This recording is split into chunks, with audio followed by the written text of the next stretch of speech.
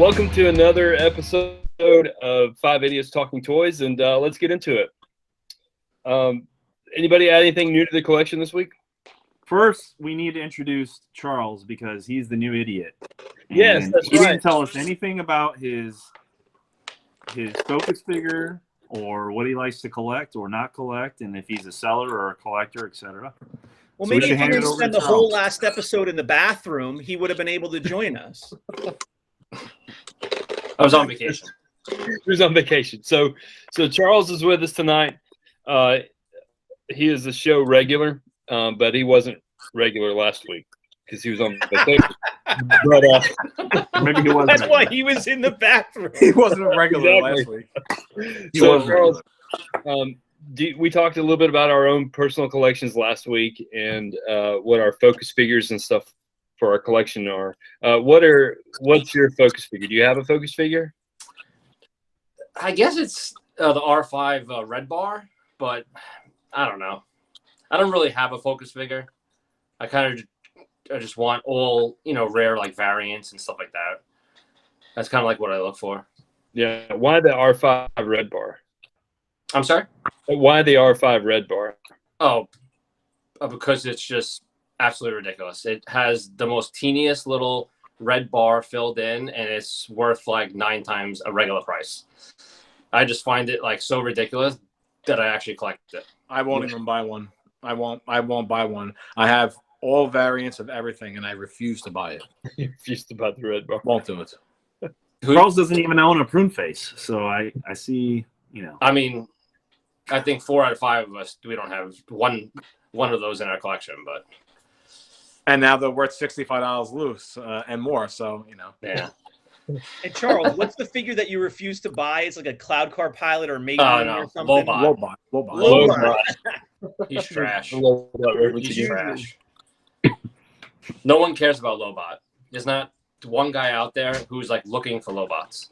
Oh, your door just opened. Yeah, that's my son. We thought you were about to be attacked. He hates Lobot also. Training him well. Lobot? Yes. He does. He likes Lobot. He likes them, I guess. So, were you able to add anything to your collection this week at all, or? I don't think so. No. Yeah. Nothing at all. Yeah. Anyone else? Anything interesting come in the mail?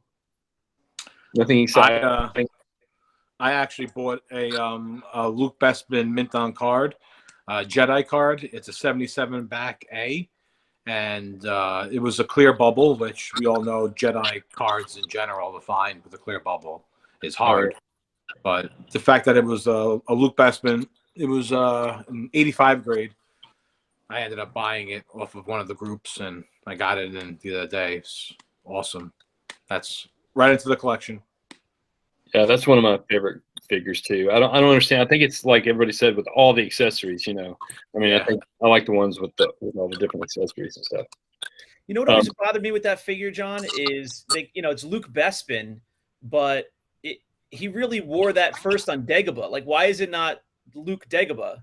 That was the outfit he wore before he got to Bespin. It is Luke Dagobah in the new Power of the Force figures, but not in the old ones. Oh, okay. Interesting. Because when they came out, it was his figure was Luke and Dagobah. It wasn't Luke Bespin. Right. he wasn't fully clothed on Dagobah. Remember, he had the cut-off shirt, so he had his full ensemble on when he was at Bespin. I wish they made a belly shirt figure of him. That would have been hot.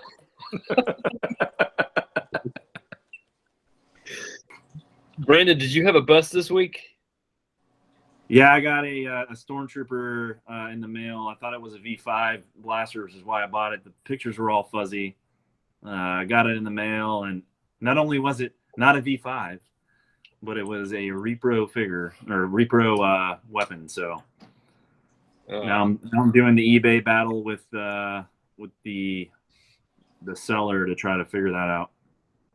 The old eBay dance. Yeah, that's always fun. Fire always wins, though. You'll win. Yeah, that's one good thing about it. It may take a while, but you'll win. I think one of my, just to insert this real quick, one of my biggest pet peeves on some of the pages is when someone asks if a figure is repro. I was just going to ask that. You never hear of figures being repro. It's always the accessory. Yeah, and the only repros I know is not even really a repro; it's a custom or the Stan Solo customs. I'm always like, why are people asking this? They'll like put up like a gunner and they're like, is this gunner fake or is this blue snaggletooth fake? And I'm like, how many fake blue snaggletooths have you actually seen or gunners? They make them.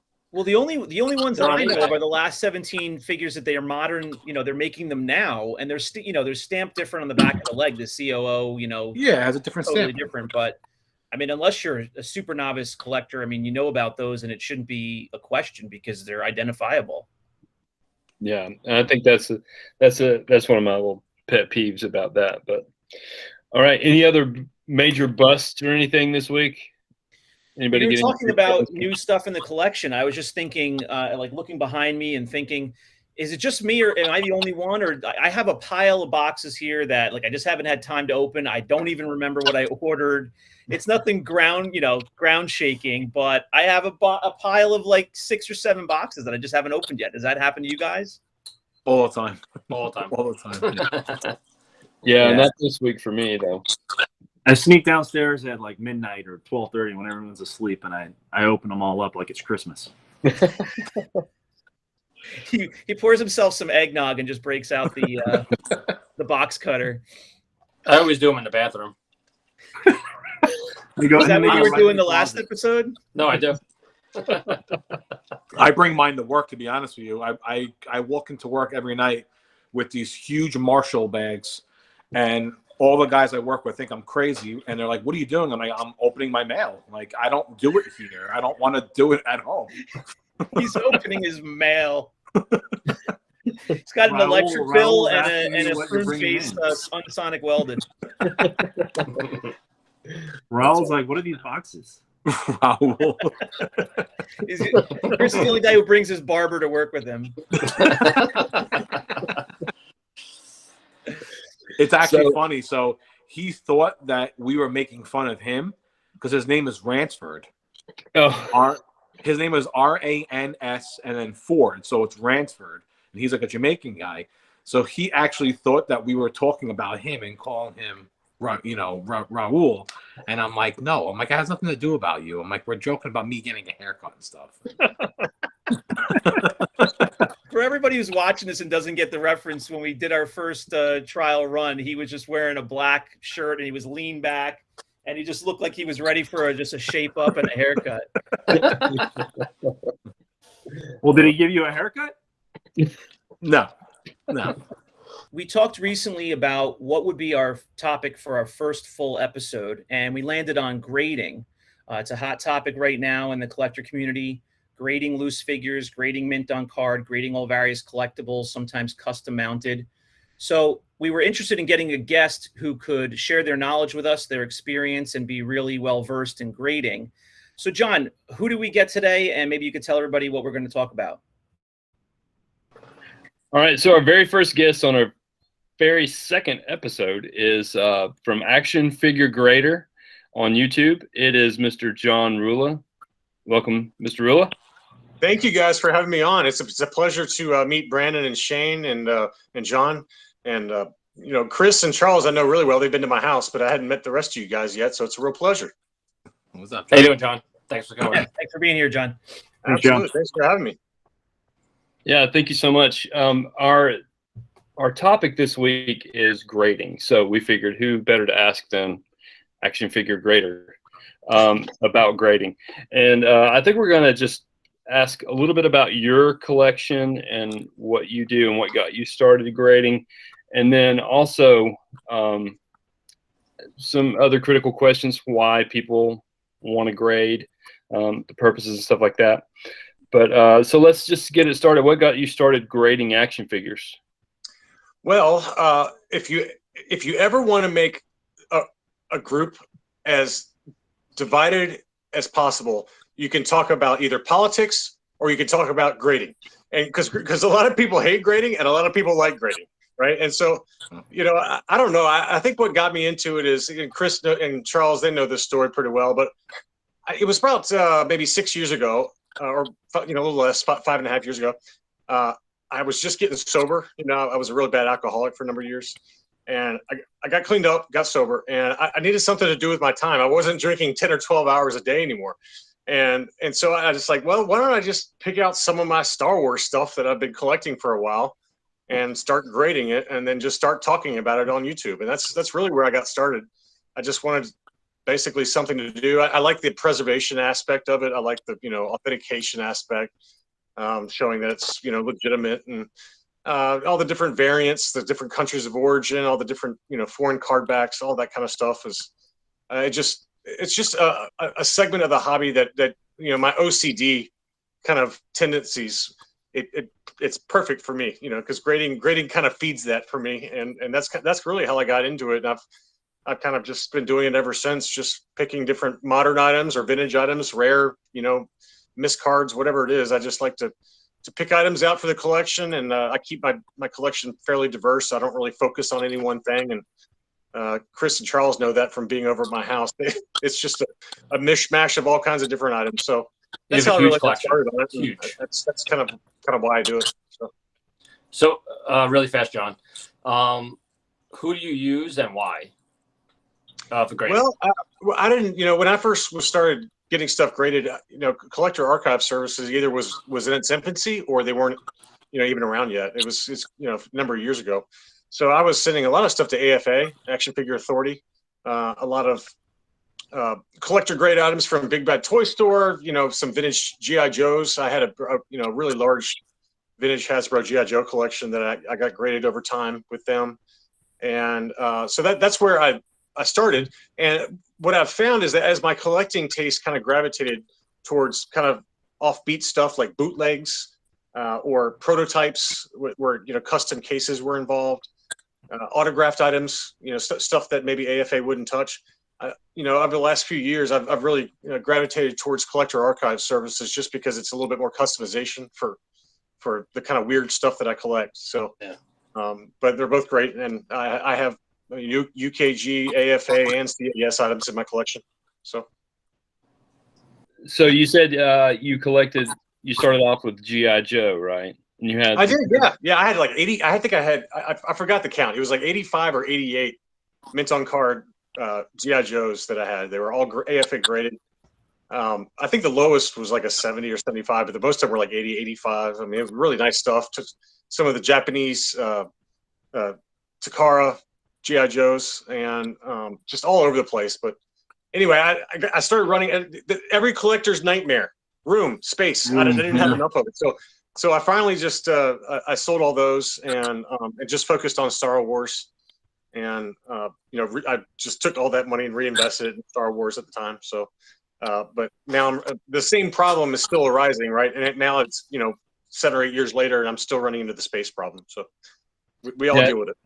It's amazing that there was like a finite amount of figures. Nobody ever thinks about all the variants and all that stuff that go along with it too. And you start running into needing more room to display your stuff. So it's a never-ending rabbit hole, especially when you start branching off into bootlegs and some of those kind of weird variants and pre-production and whatever else that you like to collect. I mean, country of origin, COOs, yeah, it's a never-ending rabbit hole. So. So what do you think some of the benefits of grading is or are? What do you think some of the benefits are? Well, first of all, it's just one person, or at that time, whoever's looking at the item, it's just their opinion of condition. But I think for me especially, that I have a fairly large graded Star Wars bootleg collection. I've got Turkish bootlegs, Mexican bootlegs, Polish, Russian, all over the place.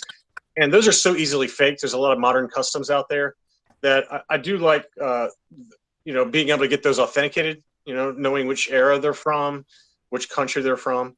But as it relates to the licensed figures, a lot of it's just, I don't personally collect like, modern customs or reproductions, things like that. So it's just nice to know that what I have is legitimate and has been authenticated, and at least somebody has come up with some determination of how good the condition is, and it's protected. It's I don't have to worry about dusting it other than just the cases, and it's a clean look. There's just a lot of aspects to it. And mainly, if I'm being completely honest with you, one of these days I'm going to be worm food.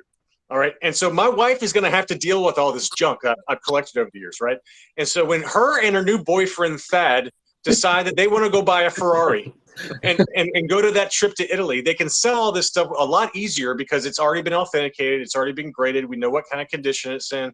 And it's going to be a fairly, I would think, seamless process for her and my children to deal with all of this acrylic crap that I've put together. So it's not going to be my problem. It's not going to be my problem. It's going to be their problem. Okay. But it's going to make it easier for them. So. But it's also the archival part of it, right? So it's not going to degrade over time. You have them probably in a safe place in your house, and they're protected. So that value is going to increase and be fairly easy to figure out. No, Shane, that's an excellent point. I mean, it's actually pretty incredible when you look at some of the items I've collected. We've all kind of looked at items that we bought in the past and what they're doing now with all the crazy prices that we're seeing and tracking. But you're right. I mean, to me, it's just nice to have some sort of protection for a lot of these figures that even within the mint on cards, some of those Leias or whatever stormtroopers, they just degrade over time, and it's just nice to have at least some tool to either preserve it or at least slow down the degradation process. So why do you think people hate grading so much though? Because it seems like all the loose collectors, they're very vocal about grading, and they kind of get on you about how much they hate it. But the graders that are like me, you, and my brother, the guys that grade, we don't ever make comments about, people who collect loose and why they collect it or whatever. Why do we get a hard time for it? Why do you think? Well, it's a really touchy subject, and it brings out a lot of the negative qualities of the Star Wars collecting community, in my opinion, on both sides. We're just talking about grading, just the topic in general. So, how I look at it is that, I just looked it up. Kenner was during the heyday of the original trilogy movies. They were selling something like 20 million figures annually. And I thought that was a crazy number. It was 20, like the article I read was from the Seattle Times. They were averaging 22 million figures sold annually during the heyday. Now, let's say that number is high. Let's say it's something lower than that. Whatever the number is, there is a huge population of these vintage figures out there. So guess what? We get to all collect the way we want to collect. That's the way I look at it. You can collect them loose, graded, ungraded, however you want to collect it. That's the great thing about it. I always tell people on my channel, don't do what I do. I grade everything. It's just because that's what I like to do. But it's, a lot of people, they view it as a waste of money. They view it as artificially inflating values for people that like to, collect loose. It makes it more difficult for them to acquire vintage pieces at reasonable prices because they view it as creating an artificial floor on prices for a lot of figures. Whether that's true or not, I don't know. But the fact remains is that it's a big business now. The grading industry across everything, whether it's toys or whatever, cards, comics. We saw that Wall Street's now involved. They paid $500 million for CGC. So it's going away from a smaller segment into the more mainstream, and these collectibles are kind of almost being viewed as art, in my opinion. And that's how I always looked at it. When I started collecting these graded items, to me, it's a piece of art that I get to enjoy, and hopefully it goes up in value. If it doesn't, I'm not worried about it. I'm not putting my life savings into it. But so I understand for those that don't like grading. I understand why they don't, because it does create the potential for artificial price floors, because a lot of flippers and people who want to buy stuff and grade it and then resell it, it's big business now, and it's just the way it is. But me personally, I think that the collecting community is large enough, and the number of figures, whether mint on card or loose or whatever, is large enough that we can all collect how we want to collect. I liken this conversation to similar to the modern toy conversation of, do you collect it, in box or loose? Are you going to open stuff up? We don't have that conversation for vintage, but it's similar to that. Do you want your figures behind acrylic, or do you want them loose compared to modern? Do you open them up, or do you keep them sealed in box? That's a really heated conversation for modern toys, where I feel like, for modern, there's plenty of people that grade, but that's not a major part of the conversation.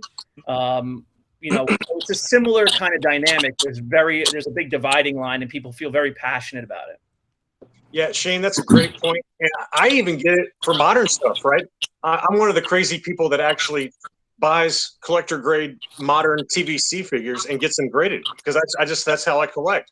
And I get a lot of hate for it, but that's just the way it is. And I'm slowly starting to even see the modern vintage collection stuff. I mean, like 10 of them just sold on eBay tonight that are AFA graded vintage collection. And 2 years ago, that was very few and far between. You might see 10 the entire year, so it's progressing throughout it. But it's a great analogy, I think, for how to look at grading versus not grading. So yeah, and it's weird that the cancel culture has moved into something as intimate as collecting, for personal, just for your own personal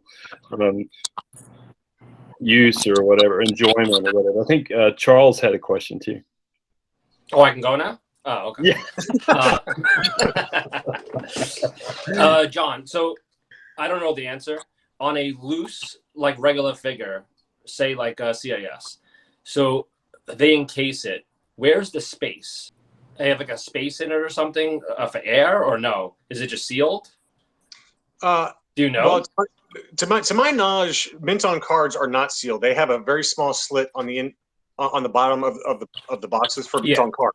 Yeah. Just to allow airflow and so the blister doesn't fog or whatever. For loose figures, I've always been under the impression they're fully sealed or 100% sealed. And I've heard the cases the standard cases are about 65 to 70% UV resistant, and then you also have the archival case for CAS for AFA, and then the museum case for CAS, and those are about 99% UV protected. So. But yeah, for loose figures, to my knowledge, they're always just 100% sealed. Is that an upgrade option, the museum case? Yes, you got to pay a little bit more. It's not much more, but it's like $5 more for a museum. So for example, I got the YPS German the PvP Hoth Stormtrooper. It's so white, and those are PvP, Spanish figures that are pretty notorious for not being well made. So and they yellow over time a lot more even than the licensed Kenner version. So for that one, I got like a museum case just because I wanted to minimize the chances that Spanish figure degrades even more. So. Okay, Brandon, did you have a question? I see you raised your hand. I'm trying to follow the rules here, John. Oh yeah, John, I have a question. So, have you ever seen a loose figure degrade while being in the case? Now that you said that you think they're airtight. Yes, I have. I've seen some examples of like Luke Farm Boys, where the grade, in my opinion, didn't apply anymore. It happens quite a bit with those, like I mentioned already, the Spanish figures, just because they use a different kind of plastic, different paint, really poor quality paints, really poor quality sonic welding techniques. So those figures even inside the case can fall apart. So it's just because that of degradation of the weld over time. So it does happen. It's not nearly as common as you think, given that these are 40-year-old figures. You would think that it would be happening left and right, but in general, it's a handful of times where I've seen that be the case. But it's usually with white figures like Hoth Stormtrooper. Like I've got one actually. I own it. If I can pull it out, I will. It's a YPS Stormtrooper that was graded 85 by AFA, but the torso had turned yellow. And it was clearly had to have been after it was graded because it was the yellow. It's not massive, but it's prevalent enough that there's no way it would have got an 85 grade from. Yeah, I seen that one, and there's no way it would have been graded an 85. No. Yeah. So that kind of leads to my next question: what are some of the disadvantages or drawbacks for grading that you've seen or you discussed with other people? Yeah, it's a good question. A lot of people don't like the fact that they can't play with the figures or manipulate the figures for poses and photos and all that kind of stuff. I think that, this is just my personal opinion. I think that those kind of collectors are maybe not kind of investment grade collectors. I kind of view it as an investment to a certain extent. That's not why I collect. I collect because of the passion of it. But to a certain extent, a lot of these figures are so rare and high end that I want want to keep them preserved and maintain the condition that they're in, like Shane has already talked about. But in terms of negatives, I mean, you hear all kinds of negatives, and I think some of them are valid. Occasionally, I do see figures that have mismatched accessories, like a Lily Letty, for example, Mexican-made figure having Kenner accessories because the grading company whichever one it was, didn't have the right information, and they encased them incorrectly. Sometimes you'll see like Luke Jedi's, for example, like a Smile Factory versus a Cater accessories and things like that. So everyone makes mistakes. I say this on my YouTube channel all the time. Nobody's perfect. Nobody's perfect. Everyone's going to make mistakes. You're gonna see mistakes within the grading community. It's true for any whatever grading you're talking about, toys or whatever else. There's going to be mistakes out there, and I do think that there's a certain segment of the collecting community that enjoys documenting those mistakes, and that's cool. I mean, that's their right. And I sometimes I laugh at them too because they're so off the wall. Some of the mistakes that all three grading companies have made. I'm not picking on any one in particular. They've all made massive mistakes, in my opinion, on certain grades and things like that. But so a lot of people think it's like, well, why do you need somebody to tell you what kind of condition it's in? Can't you look at it with your own eyes? You're basically paying for a little plastic box. Those are some of the negatives that people talk about. So so I understand that. I hear it. I'm not like I'm blind to it. It is expensive to grade. That's probably the other big negative is that it's not a cheap thing to do. If you send in 10 mint on card figures, that's $500 right there. That could have bought another figure. So long wait time too. Yeah, the wait times are not getting any better anytime soon, I don't think, with the current environment. But everything ebbs and flows, and I've seen it like this before, but maybe not quite this bad. But it does make it difficult when you got to wait on stuff. If you send stuff, a lot of my custom, I got like this really cool custom arena prototype battle beast thing. I mean, that took a while. Some of those take a long time to make because they're so customized. But I think now the big problem, as Charles alluded to, is that they're just flooded. I mean, the market, the collecting market is so crazy right now and so inflated that it's just driven a large number of submissions that's just slowed everything down. So that's a big negative too. Yeah, I think all the people that started the hobby back during COVID, when they didn't have anything else to do, are now sending all their figures in to CAS and AFA to get graded. So this probably has a lot to do with backup. I know a lot of us have been waiting for a while, and not to cast aspersions or anything like that, but I'm sure they're busy. It's crazy. I mean, to take it to the comic book world, they were averaging something like 5,000 books a day over at CGC during the height of April and May. April and May was kind of like the peak market for the comic book industry, and they were getting like 5,000 books a day. I mean, it's just crazy to think about that many books coming in per day to try and manage and grade. It's crazy. So, you used to be into like finances, right? Like a financial advisor? Maybe I should have mentioned that. Yeah, so I was before I'm in real estate now, so obviously that's crazy. But before that, I did investment banking work, so I took a lot of companies public and did mergers and acquisitions and stuff. So a lot of the content, at least lately on my channel, has been kind of looking at prices and what they've been doing and how it kind of ties into this broader economy and just how crazy the market is for everything and inflation and things like that. So it's a good point, Charles, to bring that up because all of those kind of factors are combining to kind of create the perfect storm for collectors right now and prices. So yeah, which actually leads me to, what do you think is going to happen for the rest of the year with some of the prices? Well, I wish I knew the answer because then I'd probably buy accordingly. But I think in general, the short to intermediate term, I don't expect there to be major changes or major price leveling or bubble bursting, so to speak, like we talk about on my channel. And I think it's largely driven by interest rates and by the current economy. I mean, we added another 900,000 jobs this past month. The Fed has indicated that they are going to taper off bond buying, so that's going to hopefully put the brakes a little bit on the housing market. But I look at all those factors. I look at the job market. I look at the fact we still got like 8.5 million jobs that are unfilled from pre-COVID era. So there's still a lot of room for growth, but I think it's all 100% going to be tied to where Disney steers the Star Wars franchise and what the macroeconomic picture is. And I just can't picture, with all the money that's flooded out there, I can't picture the collecting bubble to burst anytime soon. But I do feel like we are at a pretty inflated price point right now for all collectibles, and it's just a matter of time before we, at a minimum, have a leveling off. But that's hopefully it's like a slow taper and not like a drop off the face of the earth like we saw in 08 and 09. Yeah. It means that the prices then just they really dropped. But it'll be interesting to see. But me personally, I don't see any change in the market. We might see it slowing like we are in the comic book world now. I mean, the comic world, for example, is probably down between 10 and 15 or 20% from our April and May peaks. But I'm just not seeing it right now in the vintage or in the vintage collection for Star Wars. It's just the prices, in my market updates that I do weekly, they continue to just blow my mind with the prices we're getting for some of these figures. So. Now, how familiar are you with the process of grading? Have you ever been able to go to one of the factories and then check it out, or talk to anyone from either CAS or AFA to see what the process is like? Yeah, no, that's a great question. I am pretty good friends with some of the owners over at CAS. I've done a video for their YouTube channel.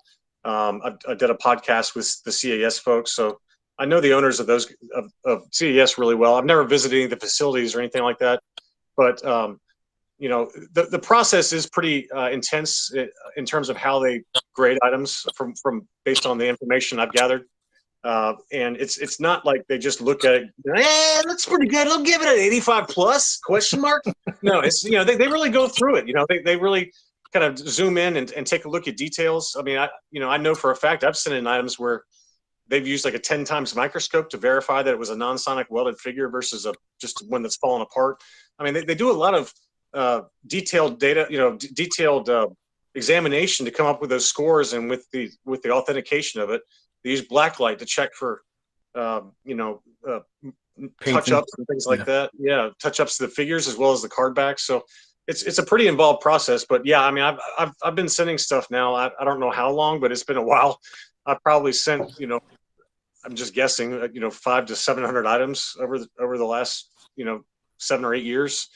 I've sent 200 comics to CGC. So I mean, it's fun. I enjoy doing it, but it's a process, and it does take a long time to kind of, get it all together, make the submissions online. You got to pay for it. You got to ship it off. So there's a lot of expense and time involved with doing it, but it keeps me out of trouble. That's the most important thing, is keeping this idiot out of trouble. And that's what it does. So let me get this right. Hold on. So you collect vintage Star Wars, you collect modern Star Wars, and you collect comics, and you grade bootlegs, all of it. Bootlegs and bootlegs, prototypes. Yeah. And so you basically just grade everything. Well, I mean, I don't know about everything. I do give away a lot of stuff on the YouTube channel, so I don't grade those, for example. But but I just enjoy the process. It's just a lot of fun, and it's overkill. I understand that. I don't recommend it for anybody, but I enjoy kind of like trying to find, even with modern stuff, like some of these store exclusives and all these, Amazon and Walmart exclusives. It's just annoying to try and get a clean one from these idiots that pack it in like a little bag and then they send it to you. So like it's almost like a personal quest to try and find a perfect mint example of some of these items, even if they're modern, and see what kind of scores I can get with them. It's a kind of a game almost. Well, we had our story that one time with the Cara Dune. Was it Cara Dune or? Yes. Yeah, exactly. It's never ending, man. I mean, like John. So you guys, we wanted to get those store exclusive like Black Series credit collection, right? And like one of them was a Target. One of them was a Target store exclusive that was Cara Dune.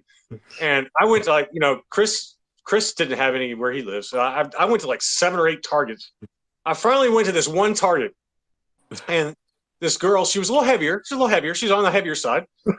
Nothing wrong with that. I'm just saying that she was a little heavier. And she said, "Oh yeah, I've got 2 in the back." So I put them, I put the action figure grader charm on.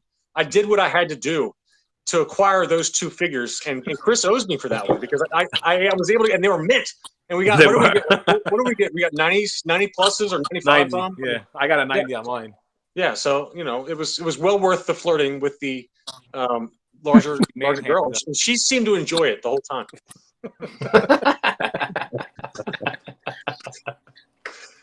Well, any other questions, you guys? John, what's your favorite graded item you have?